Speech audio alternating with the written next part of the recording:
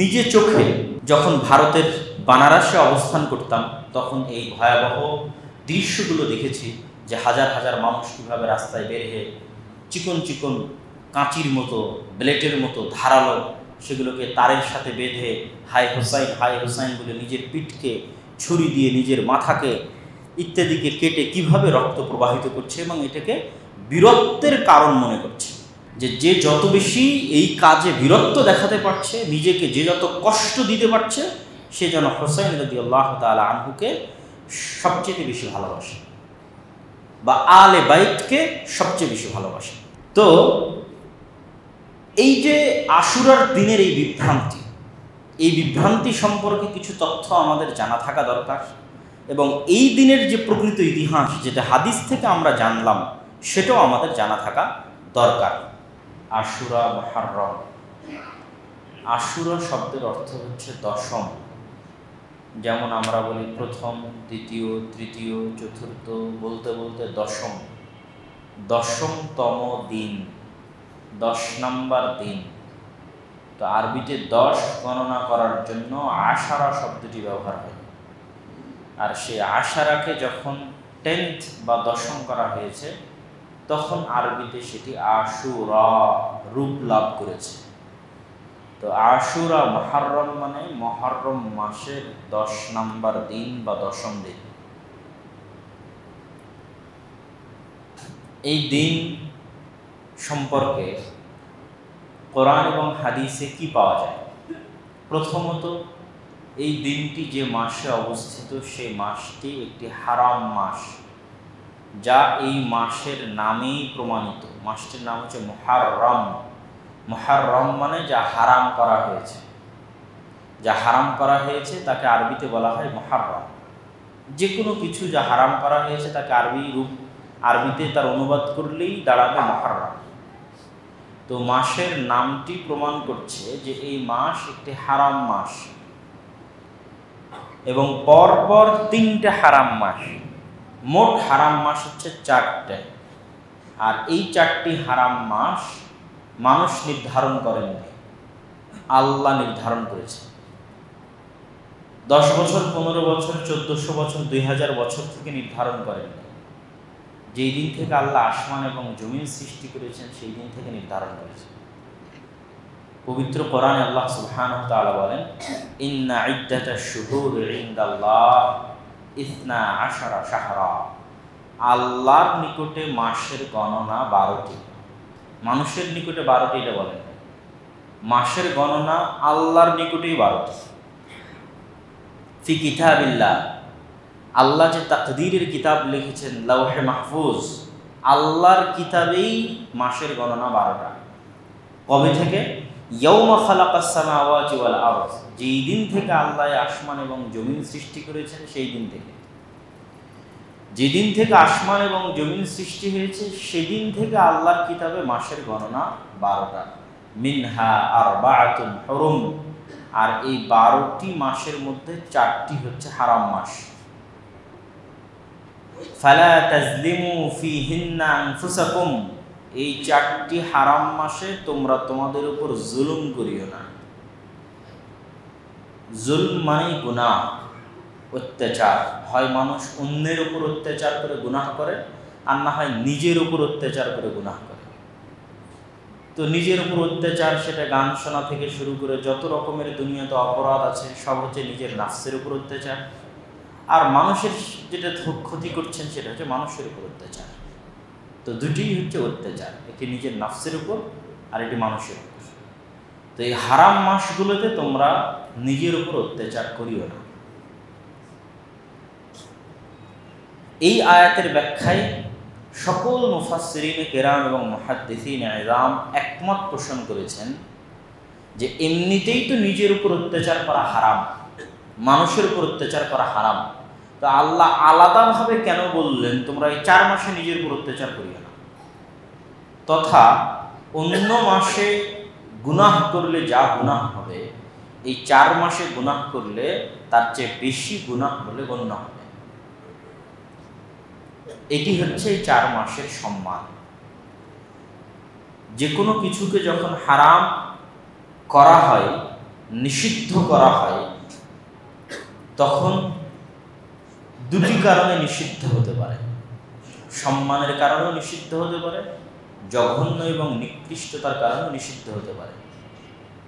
নিষিদ্ধ মানেই খারাপ জঘন্য এমনটি নয়। অনেক কিছু আছে যা সম্মানের কারণে নিষিদ্ধ।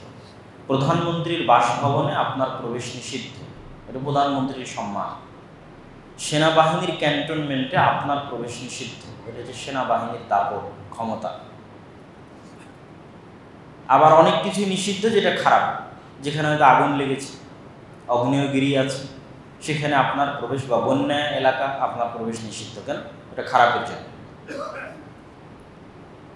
তো হারাম এরিয়া আছে, হারাম মাস আছে, এবং মানুষও হারাম। তাহলে হারাম এরিয়া কি? মক্কার হারাম এরিয়া, মদিনার হারাম এরিয়া, যেই এরিয়ার মধ্যে বিধর্মীদের প্রবেশ নিষিদ্ধ, যেই এরিয়ার মধ্যে বাহিরের অনেক হালাল কাজ হারাম। বাহিরে গাছ কাটা হালাল, পাখি শিকার করা হালাল, কিন্তু এই হারাম এরিয়ার মধ্যে গাছ কর্তন করা, পাখি শিকার করা, এগুলো হারাম। ঠিক হাজিরা যখন এহরাম বাঁধে, ওটাও হারাম। এহরাম হারাম থেকে এসেছে। হাজিরা যখন এহরাম বাঁধে তখন এমন কিছু হালাল কাজকে নিজের উপর হারাম করে নেয় যা এহরামের বাইরে হালাল।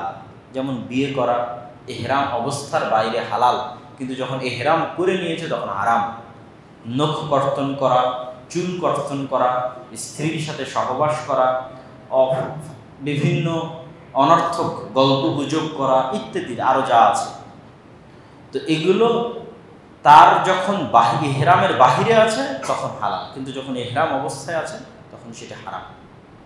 তাহলে হারাম এরিয়া, এহরাম অবস্থায় হারাম, হারাম মাস। তো হারাম মাসের মূল হুকুম কি? হারাম মাসে কি হারাম?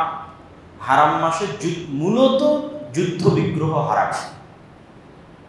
হারাম মাসে মেইনলি মূলত যুদ্ধ বিগ্রহ হারাম। কোনো মুসলিম শাসক কোনো ইসলামী খেলাফতের জন্য অ্যাটাকিং কোনো যুদ্ধ, ব্যাটল ফিল্ড নতুন করে উন্মোচন করা হারাম মাসে নিষিদ্ধ। কেউ যদি চাপিয়ে দেয় আত্মরক্ষার জন্য করবে, আর যদি ইসলামী খেলাফা মুসলিম রাষ্ট্র যুদ্ধ করতে চায় নিজে থেকে, তাহলে হারাম মাসের বাইরে শুরু করবে। হারাম মাসে কেন নিষিদ্ধ? পরপর যে 3টা মাস হারাম করা হয়েছে, 3 মাসে হাজিরা যেন স্বাচ্ছন্দ্যে সমগ্র পৃথিবী থেকে হজ করার জন্য মক্কায় আসতে পারে এবং ফিরে যেতে পারে, হজের 1 মাস আগে আর 1 মাস পরে।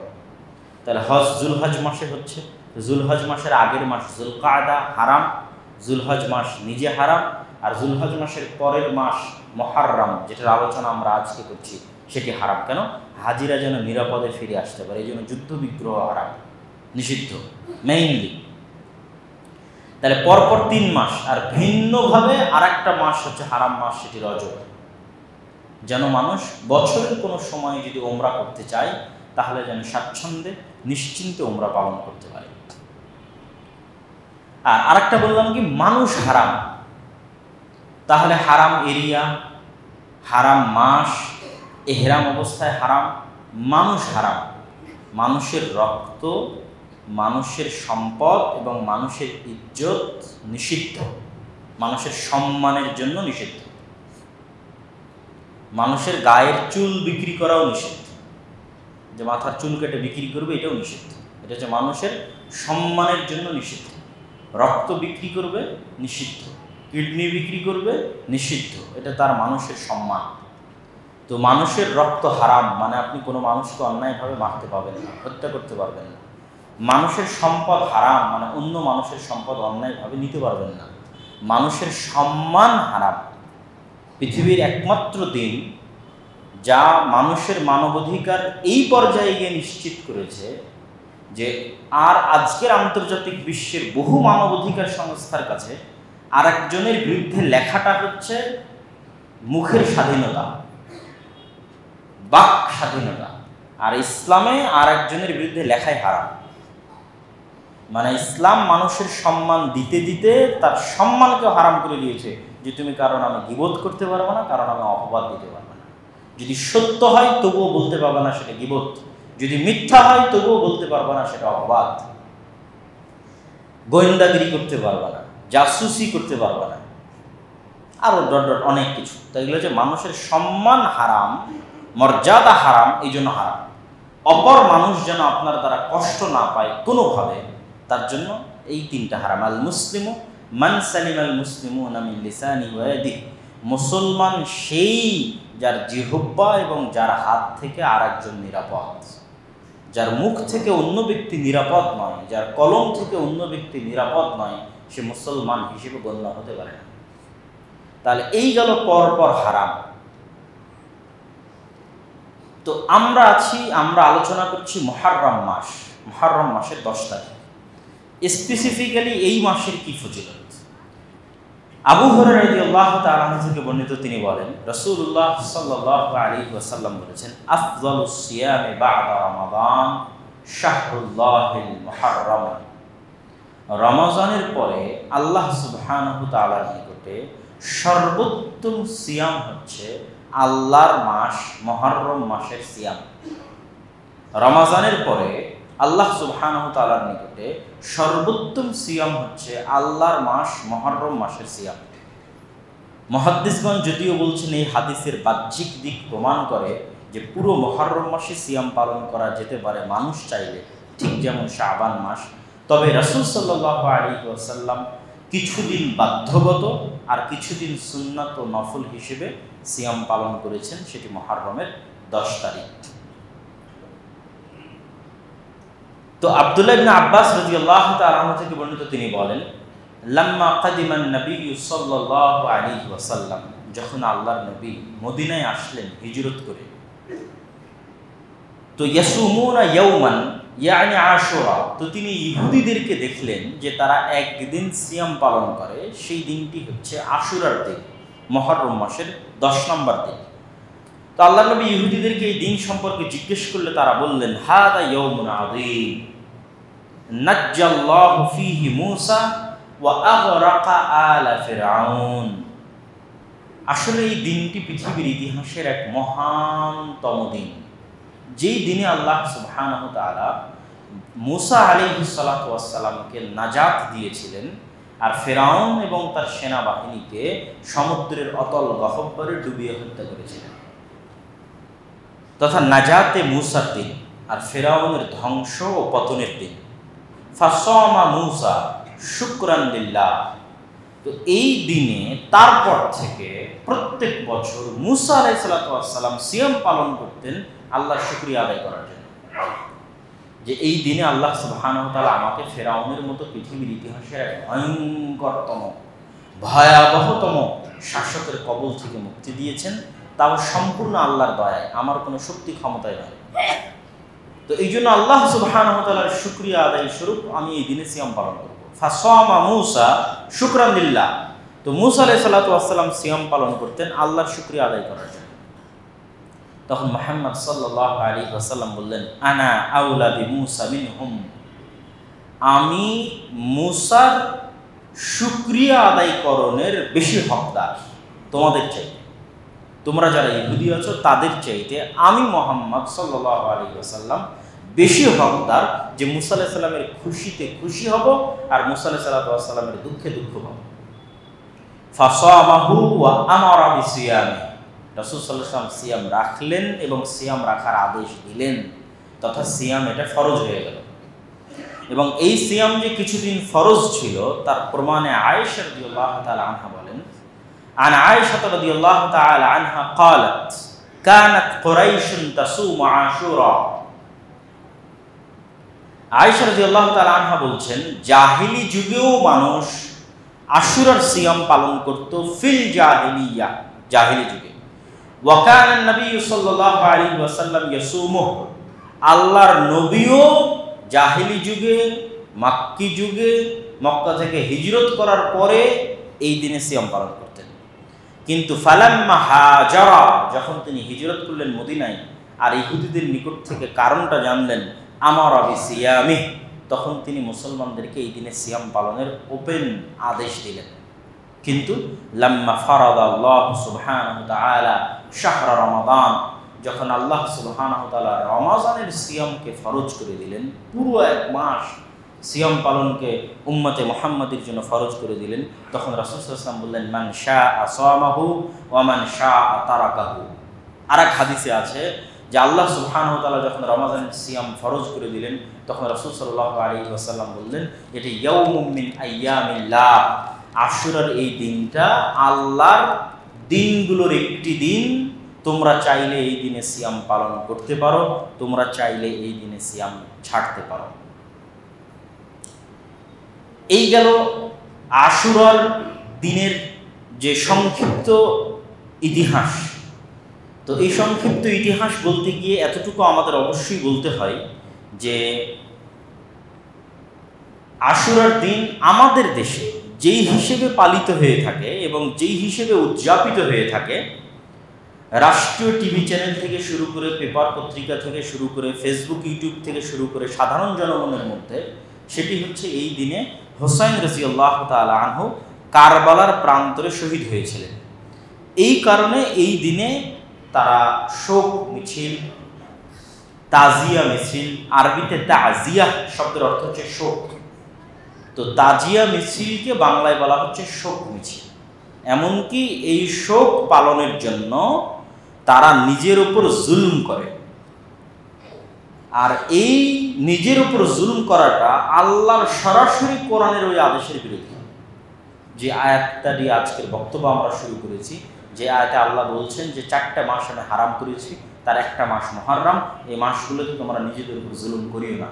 আল্লাহর সরাসরি এই আদেশের বিরুদ্ধে গিয়ে একদল মানুষ নিজেদের উপর জুলুম করে। এবং আমি নিজে চোখে যখন ভারতের বানারসে অবস্থান করতাম, তখন এই ভয়াবহ দৃশ্যগুলো দেখেছি, যে হাজার হাজার মানুষ কীভাবে রাস্তায় বের হয়ে চিকন চিকন কাঁচির মতো, ব্লেটের মতো ধারালো, সেগুলোকে তারের সাথে বেঁধে হাই হোসাইন বলে নিজের পিঠকে ছুরি দিয়ে, নিজের মাথাকে ইত্যাদিকে কেটে কিভাবে রক্ত প্রবাহিত করছে, এবং এটাকে বীরত্বের কারণ মনে করছে। যে যত বেশি এই কাজে বীরত্ব দেখাতে পারছে, নিজেকে যে যত কষ্ট দিতে পারছে, সে যেন হোসাইন রাদিয়াল্লাহু তাআলা আনহুকে সবচেয়ে বেশি ভালোবাসে, বা আলে বাইতকে সবচেয়ে বেশি ভালোবাসে। তো এই যে আশুরার দিনের এই বিভ্রান্তি সম্পর্কে কিছু তথ্য আমাদের জানা থাকা দরকার, এবং এই দিনের যে প্রকৃত ইতিহাস, যেটা হাদিস থেকে আমরা জানলাম, সেটাও আমাদের জানা থাকা দরকার। তো এই বিভ্রান্তি সম্পর্কে কিছুক্ষণ বলি। এই বিভ্রান্তির মূল ভিত্তিটা হচ্ছে আলে বাইতের প্রতি মহাব্বত। আলে বাইত মানে বাড়ি, বাইতুন নবী মানে নবীর বাড়ি। তো আলে বাইত মানে নবীর বাড়ির যারা অধিবাসী, রাসূল সাল্লাল্লাহু আলাইহি ওয়াসাল্লামের বাড়িতে যারা থাকেন, রাসূল সাল্লাল্লাহু আলাইহি ওয়াসাল্লামের যারা আত্মীয় স্বজন, তাদের প্রতি মহাব্বত বা ভালোবাসা।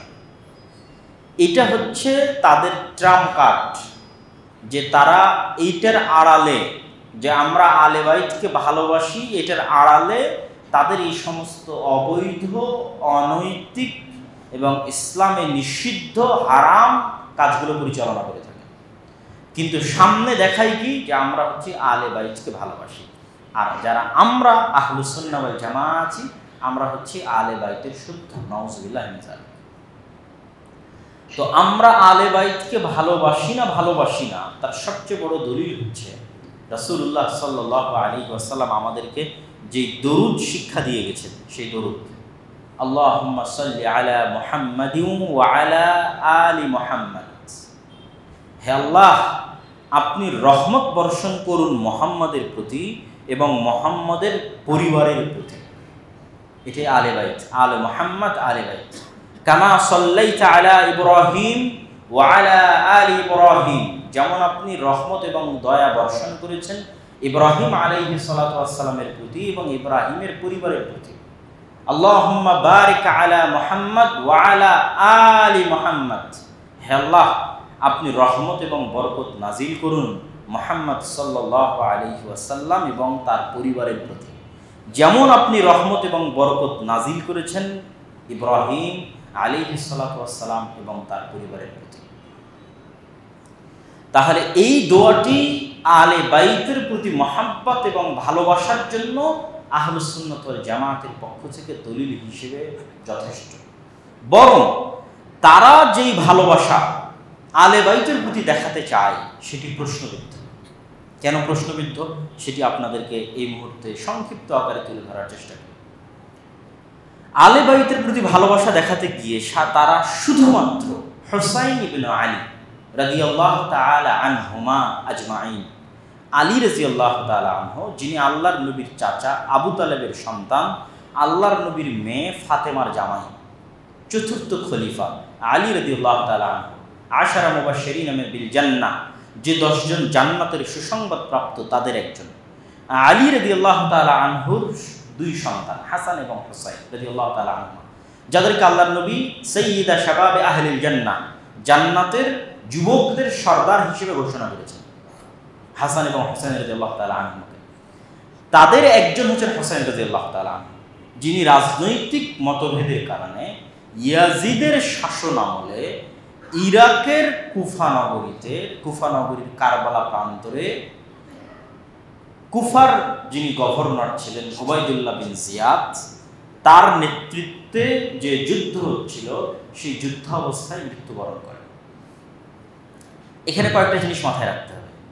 ইয়াজিদ ইবনু মুআবিয়া ইবনু আবি সুফিয়ান বা উমাইয়া খেলাফত, তাদের দারুল হুকুমাহ, তাদের রাজধানী হচ্ছে সিরিয়ার রাজধানী দামেস্ক। যেমন আমাদের বাংলাদেশের রাজধানী হচ্ছে ঢাকা। হ্যাঁ, আমার এরিয়াতে এই জিনিসটা সংঘটিত হচ্ছে, আমার পক্ষ থেকে আদেশ আছে তাকে যেন কুফায় প্রবেশ করতে না দেওয়া হয়, কিন্তু আমার পক্ষ থেকে এরকম কোনো আদেশ নাই যে তাকে হত্যা করতে হবে।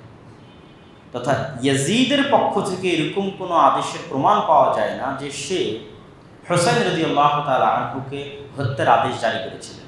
তবে অবশ্যই তাকে এই শর্ত না মানলে যেন কুফায় ঢুকতে না দেওয়া হয় এই আদেশ ছিল। কিন্তু তিনি ছিলেন ইরাক থেকে বহু দূরে আর এক দেশ সিরিয়া, সেই সিরিয়ার রাজধানী দামেস্কে।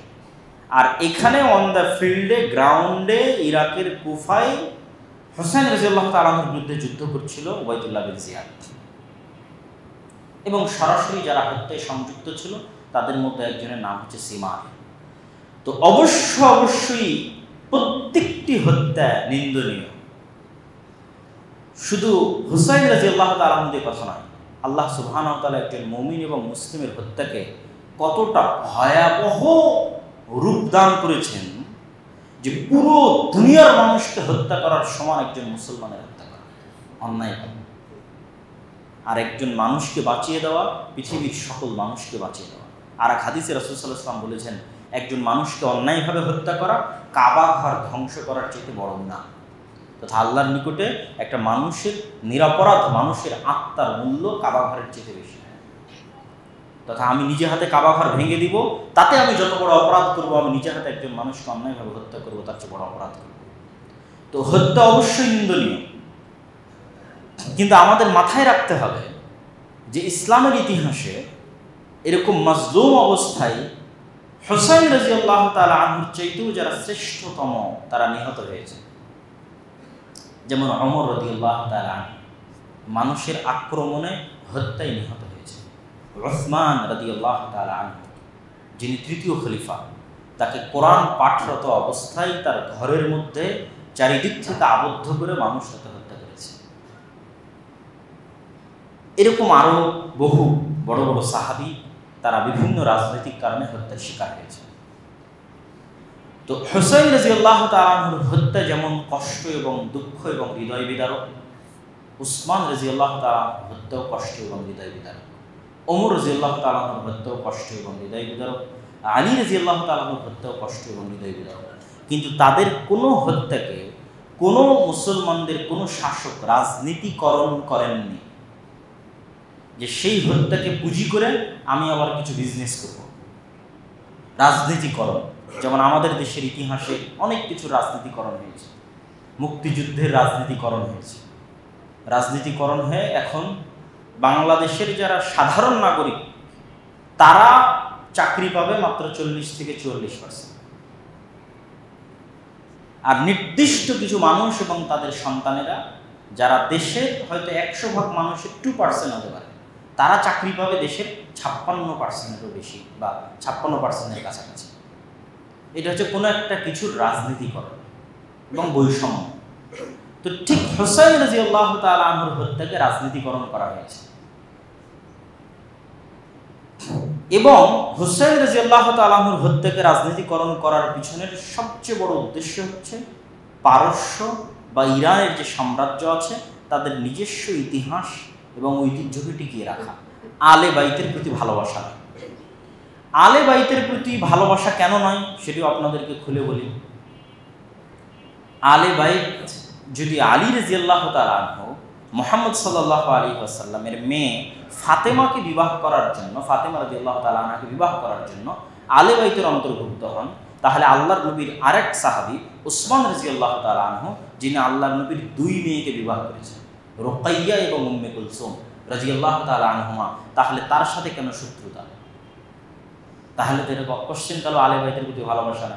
যিনি 1 মেয়েকে বিবাহ করলেন তার প্রতি সীমাহীন ভালোবাসা, আর যিনি 2 মেয়েকে বিবাহ করলেন তার প্রতি তার একটু বেশি ভালোবাসা হওয়া উচিত উসমান রাদিয়াল্লাহু তাআলার প্রতি, কিন্তু তার প্রতি বিদ্বেষ। আর যদি আমি বলি রাসূল সাল্লাল্লাহু আলাইহি ওয়াসাল্লামের চাচা আবু তালেবের সন্তান হওয়ার জন্য আলী ইবনে আবি তালেব রাদিয়াল্লাহু তাআলা আনহু এবং তার পরবর্তী সন্তানদের প্রতি অত্যধিক ভালোবাসা থাকে, তা আবু তালেবের তো আরও সন্তান ছিল, যেমন জাফর ইবনে আবি তালেব। মুতার যুদ্ধে রাসূল সাল্লাল্লাহু আলাইহি ওয়াসাল্লাম যাকে সেনাপতি করেছিলেন এবং যিনি মুতার যুদ্ধে শহীদ হয়ে গেছিলেন, যার শাহাদাতের খবর শুনে রাসূল সাল্লাল্লাহু আলাইহি ওয়াসাল্লামের মদিনায় 2 চোখ দিয়ে অশ্রু ঝরছিল। এবং রাসূল সাল্লাল্লাহু আলাইহি ওয়াসাল্লাম যখন মক্কায় অবস্থানরত, তখন আবিসিনিয়ায় যেই কাফেলাগুলো হিজরত করেছিল, ইথিওপিয়ায় হাবাসায় যেই কাফেলাগুলো হিজরত করেছিল, ওই হিজরত করা কাফেলাগুলোর সর্দার ছিলেন জাফর ইবনে আবি তালেব। এবং হাবাসার বাদশার দরবারে মুসলমানদেরকে থাকার জায়গার ব্যবস্থা করে দেওয়ার যে আলোচনা, মুনাজারা, সেটাতে নেতৃত্ব দিয়েছিলেন জাফর ইবনে আবি তালেব রাদিয়াল্লাহু তাআলা। তার সন্তানেরা তো আছে, তার সন্তানেরা কি আলে বাইতের অন্তর্ভুক্ত নয়? রাসূল সাল্লাল্লাহু আলাইহি ওয়াসাল্লামের শুধু একজন চাচা ছিলেন না যারা ইসলাম গ্রহণ করেছেন। রাসূল সাল্লাল্লাহু আলাইহি ওয়াসাল্লামের আরেক চাচা হামজা ইবনে আব্দুল মুত্তালিব, তিনি ইসলাম গ্রহণ করেছেন।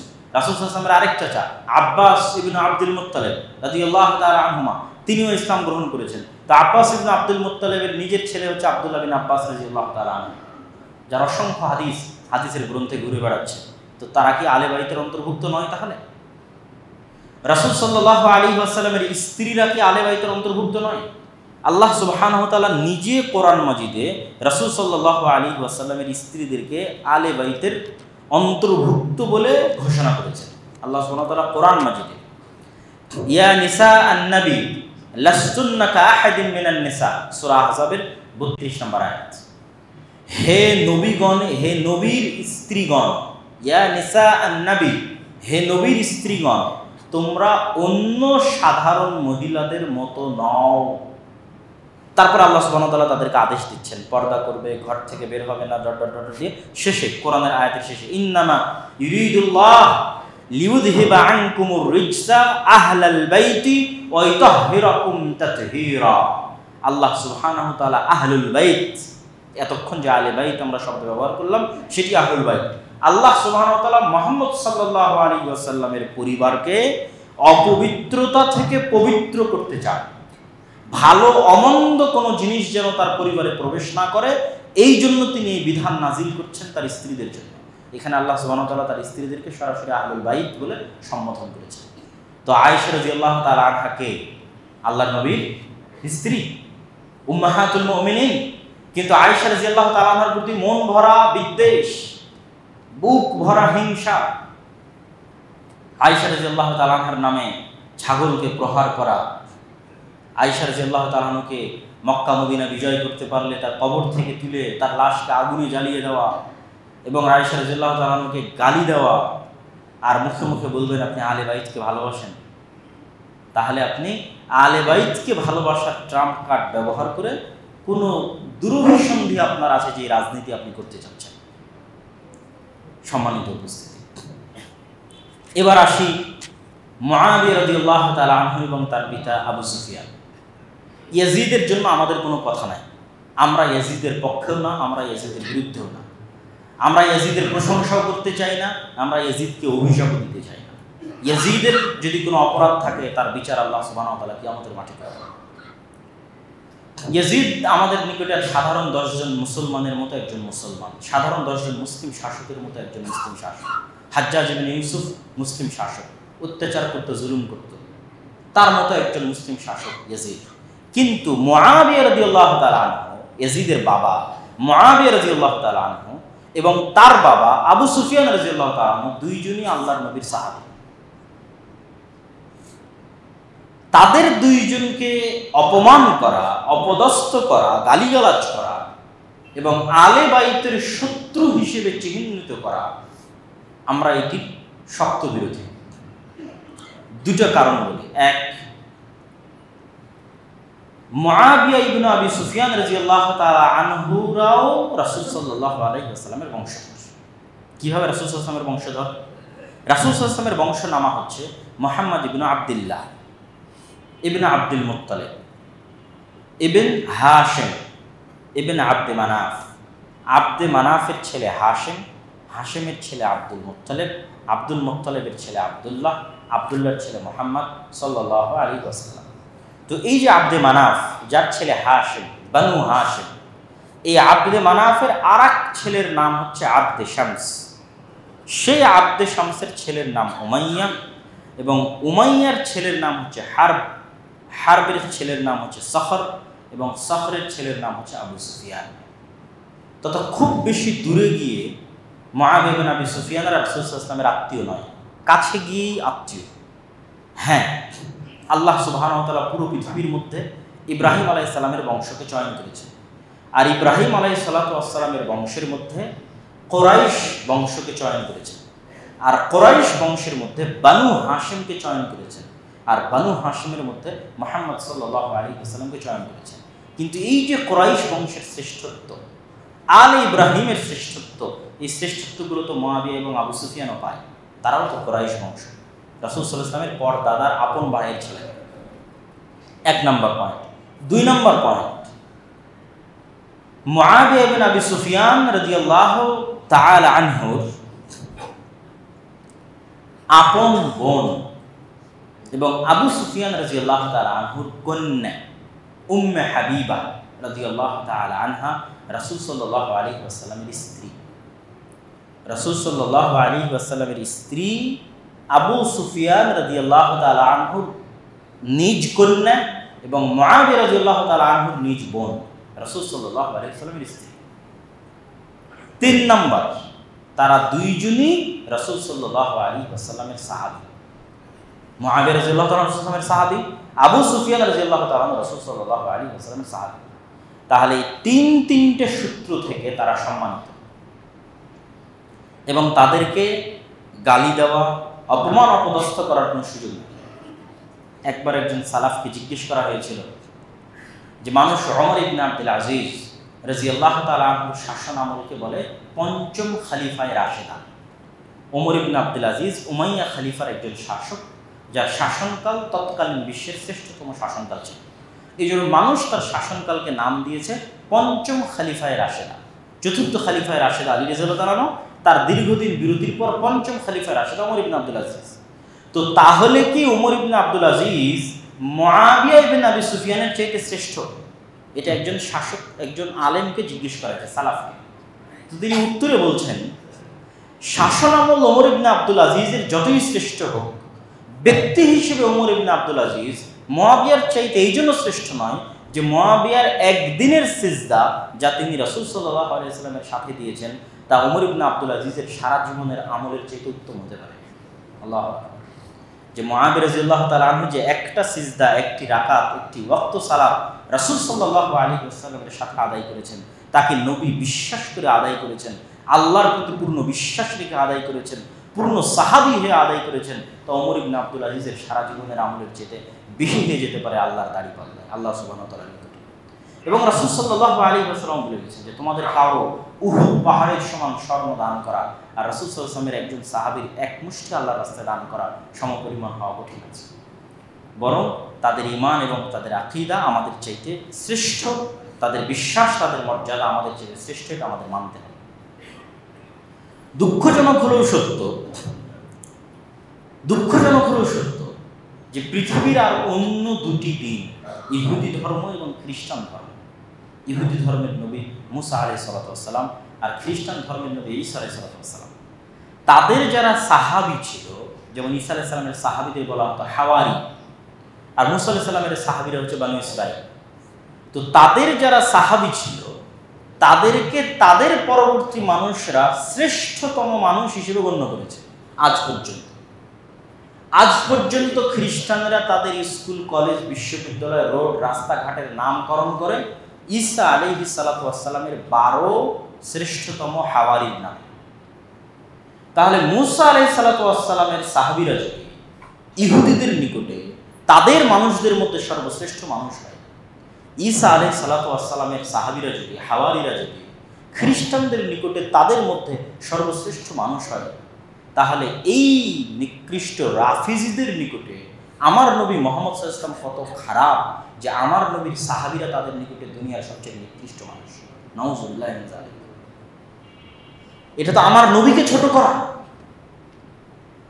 যে আলী রাদিয়াল্লাহু তাআলা আনহু নিজে বলছেন যে রাসূল সাল্লাল্লাহু আলাইহি ওয়াসাল্লামের সাথে আমাদের যখনই সাক্ষাৎ হতো, যখনই কথা হতো, তার মুখ দিয়ে শুধু একটা বাক্যই বের হতো 99% সময়।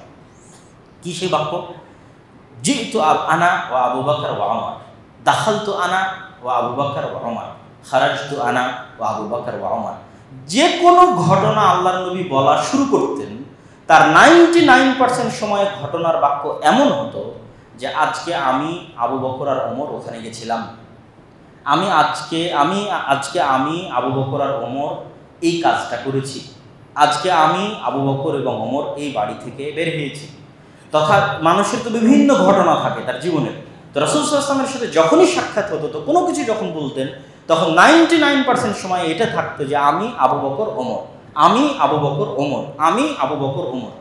তো যেই আবু বকর এবং ওমর 24 ঘন্টা রাসূল সাল্লাল্লাহু আলাইহি ওয়াসাল্লামের সাথে থাকলেন, সে আবু বকর ওমর যদি খারাপ হয়, তাহলে রাসূল সাল্লাল্লাহু আলাইহি ওয়াসাল্লাম তো ভালো হতে পারে না।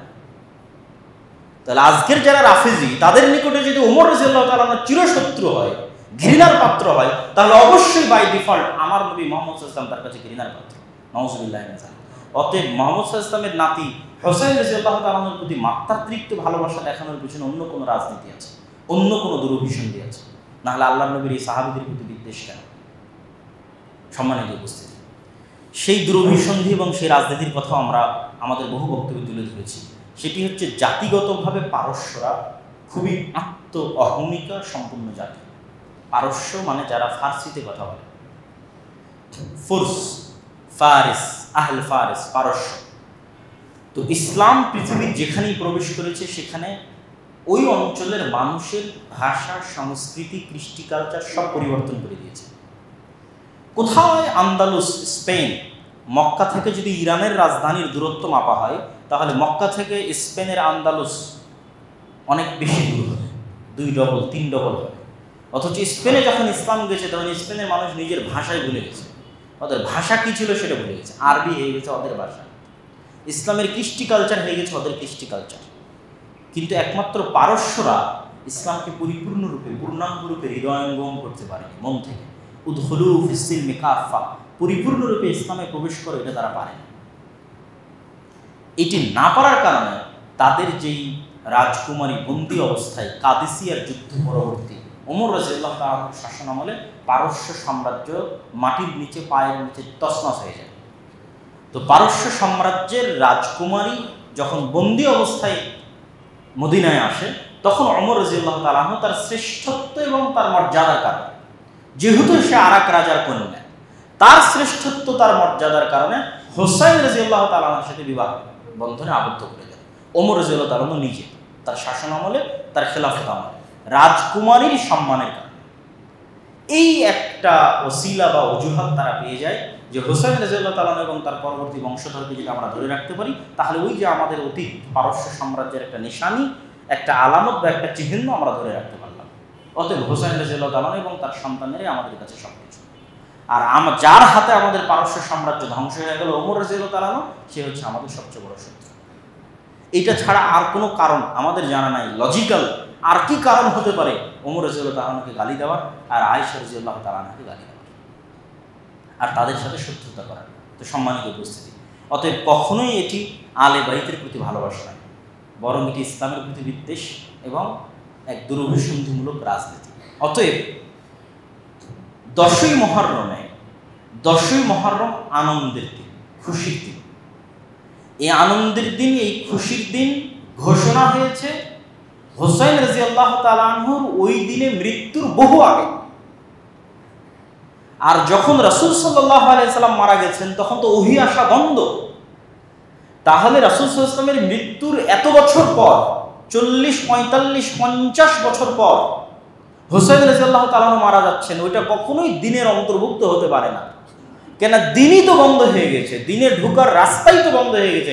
যার মাধ্যমে ঢুকবেন তিনি তো 50 বছর আগে পৃথিবী দিয়ে চলে গেছেন সাল্লাল্লাহু আলাইহি ওয়াসাল্লাম। তাহলে কখনোই হোসাইন রাদিয়াল্লাহু তাআলা আনহুর মৃত্যু কেন্দ্রিক কোনো আমল, কোনো কাজ ইসলামের অন্তর্ভুক্ত হতে পারে না। আর কাজটা যখন হারাম, অন্যায়, সেটা তো আরো হতে পারে না। সেটা নিজেকে অত্যাচার করা, নিজের উপর মারা, এটা এমনি হারাম। ইসলাম আরো হারাম কি? একজন মানুষের শোক পালন এতদিন চলে না, সর্বোচ্চ 3 দিন চলতে পারে। স্বামীর মৃত্যুতে স্ত্রীর শোক পালন সর্বোচ্চ 4 মাস 10 দিন চলতে পারে।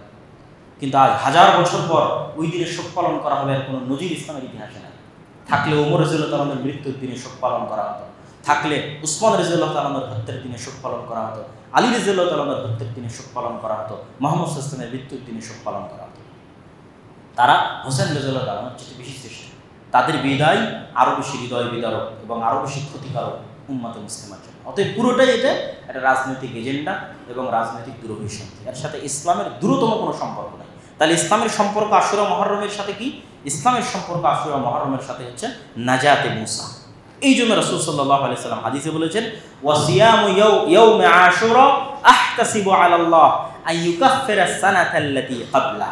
কিছুদিন আগে আমরা আরাফার সিয়াম পালন করলাম না? আরাফার সিয়ামের ফজিলতে আপনারা শুনেছেন যে 1 বছর আগের এবং 1 বছর পরের গুনাহ মাফ হয়ে যায়। আর আশুরার সিয়ামের জন্য রাসূল সাল্লাল্লাহু আলাইহি সাল্লাম ওই হাদিসে, যে হাদিসে আরাফার ফজিলতের কথা বলেছেন, ওই হাদিসেই বলেছেন যে আশুরার মুহররমের 10 তারিখের সিয়ামের জন্য আমি আল্লাহর কাছে আশা করি যে যেই দিনে সিয়াম রাখবে তার অতীতের 1 বছরের গুনাহ আল্লাহ ক্ষমা করে দেবেন।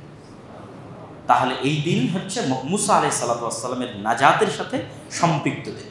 এবং রাসূল সাল্লাল্লাহু আলাইহি ওয়াসাল্লামের এরকমও আদেশ আছে, তিনি পালন করতে পারেননি, কিন্তু তিনি বলে গেছেন যে আগামী বছর যদি আমার পক্ষে বেঁচে থাকা সম্ভব হতো তাহলে আমি তার 1 দিন আগে অথবা 1 দিন পরে আরেকটি সিয়াম বাড়িয়ে নিতাম, যেন হুবহু ইহুদিদের অনুসরণ না হয়।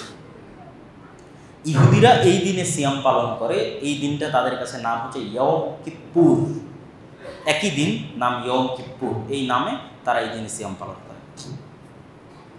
সম্মানিত উপস্থিতি, তাহলে এই সংক্ষিপ্ত আলোচনার মাধ্যমে আমাদের কাছে আশুরার সকল বিষয় পরিপূর্ণরূপে আমি স্পষ্ট করার চেষ্টা করেছি এবং আশুরা নিয়ে আমাদের সমাজে যে মতভেদ এবং বিভ্রান্তি রয়েছে সেটিও পরিষ্কার করার চেষ্টা করেছি এবং আবু বকর এবং ওমর রাদিয়াল্লাহু তাআলা আনহুর যে মর্যাদা এবং যে সম্মান সেটিও আপনাদের সামনে তুলে ধরার চেষ্টা করেছি এবং রাসূল সাল্লাল্লাহু আলাইহি ওয়াসাল্লামের স্ত্রীরা, রাসূল সাল্লাল্লাহু আলাইহি ওয়াসাল্লামের অন্য চাচার ছেলেরা এবং তারা সকলেই যে রাসূল সাল্লাল্লাহু আলাইহি ওয়াসাল্লামের আলে বাইতের অন্তর্ভুক্ত সেটিও ফুটিয়ে তোলার চেষ্টা করেছি এবং যারা আলে বাইতের প্রতি ভালোবাসার নামে হোসেন রাদিয়াল্লাহু তাআলা আনহুর প্রতি মাত্রাতিরিক্ত ভালোবাসা দেখাতে গিয়ে অন্য সাহাবীর প্রতি শত্রুতা স্থাপন করে তাদের যে মুখোশ সেটি উন্মোচন করার চেষ্টা করেছি। বক্তব্যের শেষে বলতে চাই, আহলুস সুন্নাহ ওয়াল জামাআহ এই নামটার কারণটা কি? যখন ফিতনা শুরু হলো, ওসমান রাদিয়াল্লাহু তাআলা আনহুর হত্যার মাধ্যমে ফিতনা শুরু। ফিতনা যখন শুরু হলো তখন এই দুটো মানদণ্ডের উপর ভিত্তি করে সাহাবীরা ফিতনা থেকে বাঁচতেন এবং মানুষকে বাঁচতে বলতেন। এক হচ্ছে সুন্নাহ, তুমি নিজেই কোরআন নিজের মতো বুঝিও না, ওর ব্যাখ্যায় হাদিস পেশ করো, কোরআনের ব্যাখ্যায় সুন্নাত পেশ করো। আহলুস সুন্নাহ আহলুল হাদিস একই জিনিস, আহলুল আসার একই জিনিস। কেননা খারিজিরা পথভ্রষ্ট হয়ে গেছিল নিজেই কোরআনের ব্যাখ্যা করতে গিয়ে। মাল্লাম ইয়াহকুম বিমা আনজালাল্লাহ ফাউলাইকা হুমুল কাফিরুন, যে আল্লাহর বিধান অনুযায়ী ফায়সালা করে না সব কাফের। দিয়ে তারা আলী রাদিয়াল্লাহু তাআলা আনহুকে কাফের বলে দিয়েছে, মুআবিয়া রাদিয়াল্লাহু তাআলা আনহুকে কাফের বলে দিয়েছে এবং তারা আদেশ জারি করেছে তাদের হত্যা করতে হবে। নাউযুবিল্লাহি মিন যালিক। তখন আব্দুল্লাহ বিন আব্বাস তাদেরকে বোঝানোর জন্য গেছেন খারিজিদের কাছে এবং হাদিস দিয়ে দলিল দিচ্ছে যে এই আয়াতের যে ব্যাখ্যা তোমরা আজকে করতেছো, এই আয়াত আল্লাহর নবী সবচেয়ে ভালো বুঝে, আমরা সাহাবীরা সবচেয়ে ভালো বুঝি। হাদিসের আলোকে, আমাদের বুঝের আলোকে আয়াতের ব্যাখ্যা। তাহলে গেল আহলুস সুন্নাহ। 2, এবার শিয়াদের যখন আবির্ভাব হলো, এরা মাত্র 5 জন সাহাবী বাদে বাকি সবকে ঘৃণার পাত্র বানিয়ে দিল। সালমান ফারসি, আবু যার গিফারি, হাসান, হুসাইন, আলী রাদিয়াল্লাহু তাআলা আনহুম আজমাইন। এই 5 জন সাহাবীকে আমরাও ভালোবাসি, আমরাও শ্রদ্ধা করি, আমরাও সম্মান করি, এবং এটা সম্মান করা ঈমানের অংশ। আল্লাহর নবী নিজে বলে গেছে, হাসান এবং হোসেন রাদিয়াল্লাহু তাআলা জান্নাতের যুবকদের সর্দার। আলী রাদিয়াল্লাহু তাআলাকে জান্নাতি আল্লাহর নবী নিজে ঘোষণা করে গেছেন। আলী রাদিয়াল্লাহু তাআলা চতুর্থ খলিফা, তিনি জান্নাতের সুসংবাদ প্রাপ্ত, তিনি আল্লাহর নবীর জামাই। অতএব তাদের সম্মানে আমরা কোনো কমতি করি না। কিন্তু এই 5 জনকে বাদ দিয়ে বাকি সব সাহাবীকে ছোট করা, অপমান করা, অপদস্থ করা, মুয়াবিয়াকে, আবু সুফিয়ানকে, আবু বকরকে, ওমরকে, আল্লাহর নবীর স্ত্রী আয়েশা রাদিয়াল্লাহু তাআলা আনহাকে, ওমর রাদিয়াল্লাহু তাআলা আনহার কন্যা আল্লাহর নবীর স্ত্রী হাফসা রাদিয়াল্লাহু তাআলা আনহাকে, উসমান রাদিয়াল্লাহু তাআলা আনহুকে, যিনিও আল্লাহর নবীর জামাই, এক কন্যার নয় 2 কন্যার জামাই, তাদের প্রতি যে বিদ্বেষ, এটা কখনোই ইসলাম হতে পারে না। এই জন্য দ্বিতীয় পয়েন্ট দাঁড় করানো হয়েছে ওয়াল জামাআহ, আহলুস সুন্নতি ওয়াল জামাআহ। জামাআ মানে জামাআতুস সাহাবা, সাহাবীদের জামাতকে ভালোবাসতে হবে, প্রত্যেকটা সাহাবীকে ভালোবাসতে হবে। এই 2টা মানদণ্ডের উপর আপনি এখন সঠিক আকীদা এবং আমলের উপর থাকতে পারবেন। 1, কোরআনের ব্যাখ্যা করবেন সুন্নাত দিয়ে। 2, কোনো সাহাবীর প্রতি বিদ্বেষ রাখবেন না, সব সাহাবীর প্রতি সম্মান এবং মর্যাদা এবং ভালোবাসা রাখবেন। তাহলেই আপনি সঠিক দিন এবং সঠিক আমলের উপর আছেন। আল্লাহ সুবহানাহু ওয়া তাআলা আমাদেরকে আশুরা মুহররমের সিয়াম পালন করার সুন্নাত অনুযায়ী তৌফিক দান করুক। এই দিনের যে বিভ্রান্ত আকীদাগুলো রয়েছে, এই বিভ্রান্ত আকীদাগুলো থেকে বেঁচে থাকার তৌফিক দান করুক আল্লাহ, আমিন। বক্তব্যের শেষে আপনাদের কাছে করজোড়ে অনুরোধ থাকবে যে আমাদের যে প্রকাশনীগুলো রয়েছে, যে বক্তব্যগুলো রয়েছে, যে লেখনীগুলো রয়েছে, সেগুলোকে মূল্যায়ন করার চেষ্টা করবেন। বিশেষ করে মাসিক আল ইতিসাম আমাদের সবসময় আসা হয় না, মাসে হয়তো একবার আসার সুযোগ হয়। তো মাসিক আল ইতিসাম এই পত্রিকার সাথে শুধু বাংলাদেশের বড় বড় আলেম জড়িত নয়, বরং ভারতেরও বড় বড় আহলুল হাদিস আলেম জড়িত। প্রায় 4 থেকে 5 জন ভারতের বড় পণ্ডিত, যারা জামিয়া সালাফিয়া ডাঙ্গিপাড়া পবা রাজশাহী শিক্ষক। শুধু তাই নয়, অচিরেই কিছুদিনের মধ্যে বাংলাদেশের ইতিহাসে এই প্রথমবারের মতো এত সর্ববৃহৎ দাওরা ইলমিয়া, যেখানে সৌদি আরবের 5 জন শিক্ষক, মদিনা ইসলামী বিশ্ববিদ্যালয় সহ আর অন্যান্য বিশ্ববিদ্যালয়ের 5 জন শিক্ষক একত্রে অংশগ্রহণ করবে। যেই দাওরা ইলমিয়াটা জামিয়া সালাফিয়া ডাঙ্গিপাড়া পবা রাজশাহীতে হবে। অতএব এই প্রতিষ্ঠান থেকে বের হওয়া পত্রিকা মাসিক আল ইতিসাম এবং আমাদের যে লেখনীগুলো রয়েছে, সালাত, দোয়া, হজ, এবং আজকে যেমন বিভিন্ন বাতিল ফিরকার উপর আলোচনা করলাম, খারিজিদের উপর, শিয়াদের উপর, তাদের ঈমান কেন্দ্রিক কী সমস্যা, এগুলোর বিস্তারিত বর্ণনা মিন্নাতুল বারী 2য় খণ্ডে আপনারা পাবেন, কিতাবুল ঈমানের ব্যাখ্যায়। মিন্নাতুল বারী 1ম খণ্ড হয়তো অনেকেই নিয়েছেন, 2য় খণ্ড আমি নেওয়ার জন্য উদাত্ত আহ্বান জানাচ্ছি। আল্লাহ সুবহানাহু ওয়া তাআলা আমাদের সকলকে কবুল করুক, আল্লাহুম্মা আমিন।